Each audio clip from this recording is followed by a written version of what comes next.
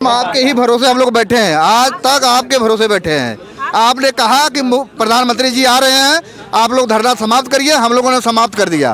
और आपकी रास्ता रोके इसलिए कि आप लोग 6 महीने के बाद आप लोगों ने कोई कार्य नहीं किया। हमारे मैडम 6 महीने से योजना वही होती तो पिंडरा की रजिस्ट्री रोकी नहीं जाती। हमारी मायावती जी की तरह सरकार बन चलाना चाहिए था।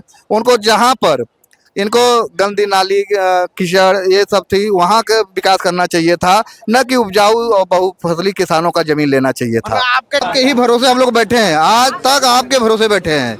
आपने कहा कि प्रधानमंत्री जी आ रहे हैं, आप लोग धरना समाप्त करिए, हम लोगों ने समाप्त कर दिया। और आप आज कह रही हैं कि डीएम साहब से और विकास पदाधिकारी से आप बात कराएंगे। इसके लिए हम लोग बैठेंगे। यदि आज बुला लेते, कल बुला लेते, परसों बुला लेते, हम लोग बैठे रहेंगे। हम लोगों को कोई प्रताड़ना करने की जरूरत नहीं है। हम लोग आपकी रास्ता रोके इसलिए कि आप लोग 6 महीने के बाद आप लोगों ने कोई कार्य नहीं किया। हमारे निगाह में, किसानों के निगाह में आप जब चाहती है अरे वो तो गया तो ये बात तय करवाइए, समय निकाल लीजिए। हाँ। ये बताइए, आप खुद ही कह रहे हैं कि 6 महीने से कुछ नहीं हुआ। नहीं हुआ। 6 महीने से योजना जहाँ थी वही है आज भी। मैडम 6 महीने से योजना वही होती तो पिंडरा की रजिस्ट्री रोकी नहीं जाती। 2 सितंबर को पहला जो नंबरें हैं उजागर आपने किया। ऐसा नहीं, 2 सितंबर को हमने पहला विरोध। साथियों, मैं हूँ अवनीश अवस्थी। आप देखना शुरू कर चुके हैं दलित टाइम्स। आज यहाँ पिंडरा विधानसभा में पिंडरा तहसील पर एसडीएम का घेराव था और यहाँ हमारे साथ बहुजन समाज पार्टी के नेता माननीय छोटेलाल पटेल जी है। मैं इनसे बात करूंगा कि आखिर ये क्यों किया गया, एसडीएम का घेराव क्यों किया गया। और यहाँ मैं अपने कैमरामैन से कहूंगा दिखाएं वो। आज ये धरना जो है 1 महीने से चल रहा है और लगातार चल रहा है। आइए मैं नेताजी से बात करता हूँ। बताइए ये क्या माहौल चल रहा है, क्यों आप लोग धरना दे रहे हैं? हम लोग 6 महीने से यहाँ धरना पर बैठे हुए हैं। बीच में प्रधानमंत्री जी आए थे, जो कि एसडीएम साहब ने आश्वस्त किया था कि हम आपको उनसे लिखित दिए थे कि हम बात करेंगे, आप लोगों को संतुष्ट करेंगे और काशी द्वार जो योजना है उसको रद्द कराएंगे। इस सहमति पे किसान, हम भी किसान हैं और हमारे लोग किसान जो कि कहे थे कि चलिए ठीक है, आपकी बात पर हम लोगों ने धरना समाप्त किया।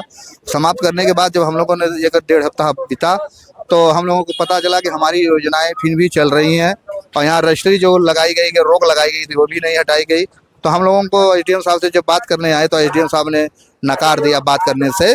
तब हम लोगों ने मजबूरन फिर धरना पर बैठे हुए हैं।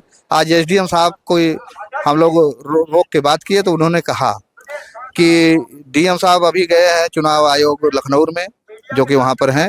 वो सोमवार को, मंगल को हम लोग बात करेंगे, सोमवार मंगल में यदि वो आते हैं तो उनसे बात करेंगे एसडीएम साहब। और हमारे किसान भाई यहाँ डटे हुए हैं और यहाँ हमेशा आज आचार संहिता लग जाएगी, धरना देते रहेंगे या समाप्त करेंगे? हम लोग जब लोग डीएम साहब और विकास पदाधिकारी के लोग यहाँ उच्च स्तर के लोग नहीं आएंगे तब लोग धरना पर बैठे रहेंगे। और उन लोगों को एसडीएम साहब ने हम लोगों को आश्वस्त की है कि हम उनसे बात करके आज की रात में, कल परसों में हम यहाँ डीएम साहब और उनको बुलाकर विकास पदाधिकारियों को, अधिकारियों को यहाँ बैठाएंगे और बैठाकर बात होगी। यदि ये काशी द्वार रद्द करते हैं तो हम लोग धरना समाप्त कर देंगे, अन्यथा हम लोग धरना कंटिन्यू चलाते रहेंगे। मतलब कि जो आपकी काशी द्वार योजना है उसको रद्द करने की आपकी मांग है। पर एक बात बता दूं कि 1 साल से ज्यादा किसान दिल्ली बॉर्डर पे बैठे रह गए, उनकी नहीं सुनी गई। क्या आपको लगता है कि ये सरकार जो चल रही है वर्तमान में, ये आपकी बात सुनेगी? हम लोग किसान हैं, किसान निरंतर प्रयास करता रहता है और खेती भी करता है। तो ओला से लेके बहुत विपत्तियां आती हैं, उसको सहने के लिए किसान तत्पर रहता है और हमेशा रहता है।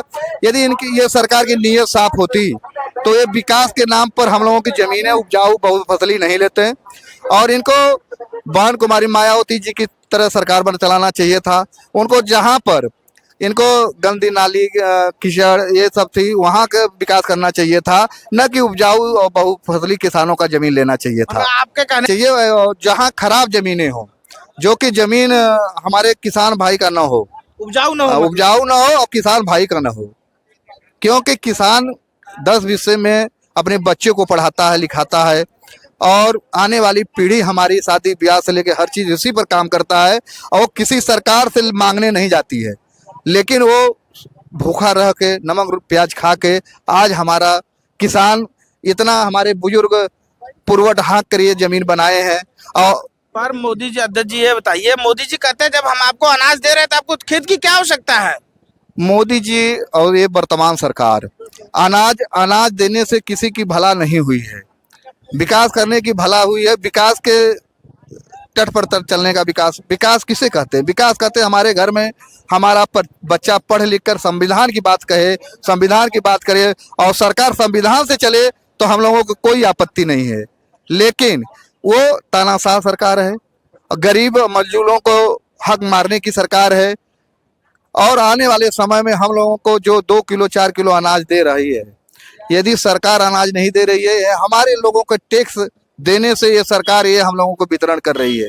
यदि सरकार, वर्तमान सरकार यदि हम लोगों को सारे योजनाएं गरीबों को जो थोपी जा रही है इसकी जांच करा लिया जाए तो 70% उसको मिलता है जो योजना का लाभ नहीं ले पा रहा, लेने लायक नहीं है। मतलब आपके कहने का मतलब जो भी योजनाएं यहाँ चल रही हैं वो योजनाओं का लाभ वो लोग ले रहे हैं जिनको वो योजनाएं नहीं मिलनी चाहिए। अच्छा, ये थे मेरे साथ किसान नेता और बहुजन समाज पार्टी के विधानसभा अध्यक्ष छोटेलाल पटेल जी। और इसी के साथ आप देखते रहिए दिल्ली टाइम्स। अपना जो आपकी राय है वो कमेंट्स बॉक्स में कमेंट करिएगा। जय भीम।